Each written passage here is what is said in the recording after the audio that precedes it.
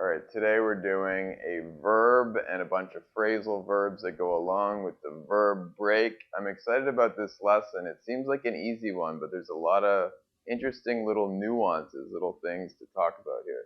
So if I have this glass, right, and I break it, I drop it on the floor. I don't want to do that. I don't want to break the glass. But if I did drop it and it smashes, I broke the glass. So if I break something, the past tense is broke. So today, I'm going to break this glass. Yes, or I just broke the glass, right? So in the past, it's broke. Okay, so you probably already knew that stuff. Not a big deal. Probably knew this one too. Break up. Okay, the most common way of using break up is you're in a relationship, a romantic relationship. So you got a girlfriend. If you're a girl, you got a boyfriend, right? And you guys break up, and you got in a fight. You're not going out anymore. So you're not married yet. A marriage, you can break up a marriage, but they call that divorce. So it's a little bit different. So if you break up, you were going out with the person, you were in a steady relationship, not just that was like one of the many girls you had. It was you guys were in a committed relationship, not going well. You decide, you know what, no more boyfriend, girlfriend stuff. We broke up, right? So you break up, that's what it means. So end the relationship. Break down, not the opposite of breaking up. It's interesting, not the opposite. So you can have a nervous breakdown, which is a psychological problem that happens rarely. So say they're not nervous, but, well, maybe they are. They are, they got to go to a psychiatrist all the time. They're in the mental doctors, and they have so much stress in their lives, and they can't take it anymore.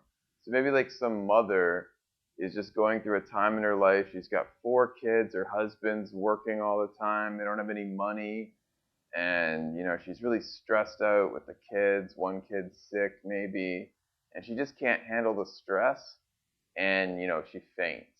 Like she doesn't die, but she's like falls down or like kind of goes crazy for a little while. They put her in the hospital, and they say, what happened? She had a nervous breakdown, or she had a breakdown. She broke down, like mentally, emotionally, just too much stress.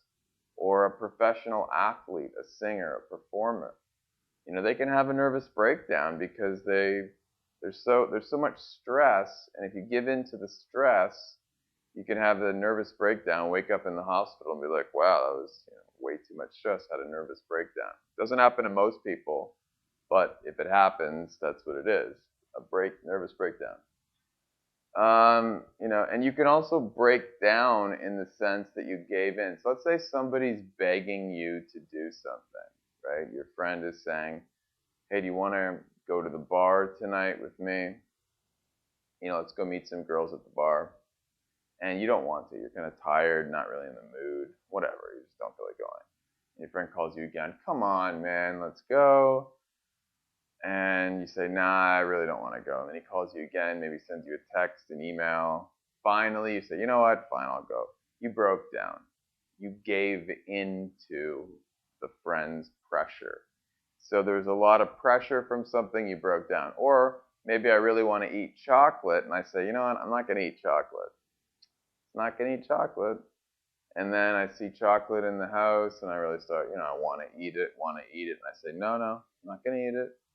But then finally I give in, and I eat it. I find myself eating chocolate. Can't control myself. I broke down and ate the chocolate. So I couldn't control myself. I gave in to the pressure, gave in to the temptation. That's another kind of break it down. Interesting one. If you ever watch the show Friends, you'll know this one. Common one with, famous one with Ross and Rachel. If you're in a relationship, and these are emotional times, right? If you're in a relationship, obviously, it's not easy to break up. So maybe the couple's fighting, they're arguing, they calm down, they say, you know what? I'm not sure that we want to break up and start dating other people, but maybe we shouldn't, that just sounds like too much to really commit to right now. Let's just go on a break. And it's just a subtle difference. It's a small difference. And what it means really is basically you kind of broke up, but maybe you're going to get back together. Even though real breaking up, you can always get back together if you want.